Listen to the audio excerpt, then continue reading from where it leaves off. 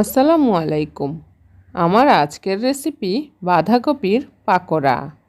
এখন যেহেতু বাঁধাকপির সিজন, তাই আপনি খুব সহজেই কিন্তু এই পাকোড়াটি তৈরি করে খেতে পারেন। পাকোড়াটি খেতে খুবই মুচমুচে আর খেতে খুবই ভালো লাগে। বানাতেও ঝামেলা কম। রেসিপি ভালো লাগলে চ্যানেলটিকে সাবস্ক্রাইব করে রাখার অনুরোধ রইল। চলুন দেখে নিই কীভাবে বাঁধাকপির পাকোড়া বানাতে হয়। এখানে আমি একটি বড় সাইজের বাঁধাকপির 3 ভাগের 1 অংশ কুচি করে কেটে ভালোভাবে ধুয়ে পরিষ্কার করে পানি ঝরিয়ে নিয়েছি। এখন দিচ্ছি ধনেপাতা কুচি, দিচ্ছি কিছু পেঁয়াজ কুচি, এখন দিচ্ছি পরিমাণ মতো লবণ, দিচ্ছি 1/3 চা চামচ পরিমাণ হলুদ গুঁড়া। এবার সবগুলো উপকরণ খুব ভালোভাবে মেখে নিতে হবে। তো একটু ভালোভাবে মথে নিতে হবে যেন বাঁধাকপিগুলো একটু সফট হয়ে যায়। তো দেখুন ভালোভাবে মেখে নেওয়া হয়ে গেছে। তো মেখে নেওয়া হয়ে গেলে এখন আমি এই বাঁধাকপিটার সাথে অ্যাড করছি শুকনো চালের গুঁড়া। এখানে আমি 3 টেবিল চামচ পরিমাণ চালের গুঁড়া নিয়েছি। আপনি চালের গুঁড়ার পরিবর্তে কর্নফ্লাওয়ারও নিতে পারেন। তারপর দিচ্ছি 1 টেবিল চামচ পরিমাণ বেসন।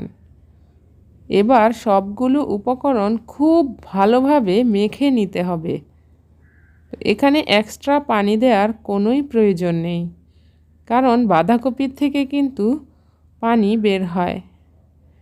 সবার শেষে দিয়ে দিতে হবে কাঁচামরিচ কুচি এবং 1 প্যাকেট নুডলস মশলা।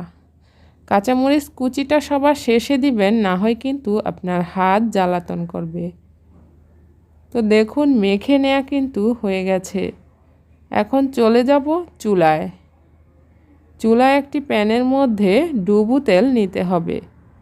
তেলটা যখন মিডিয়াম গরম হয়ে আসবে, এ পর্যায়ে ছোট ছোট পাকোড়া আকৃতি করে সবগুলো দিয়ে দিচ্ছি।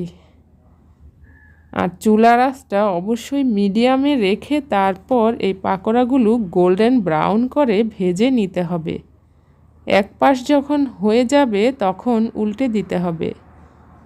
চুলার আঁচ কিন্তু বাড়িয়ে ভাজতে যাবেন না, না হয় কিন্তু পুড়ে যাওয়ার সম্ভাবনা থাকবে।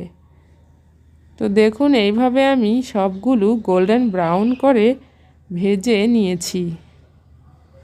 এই পাকোড়াটা খেতে কিন্তু খুবই মজার হয়।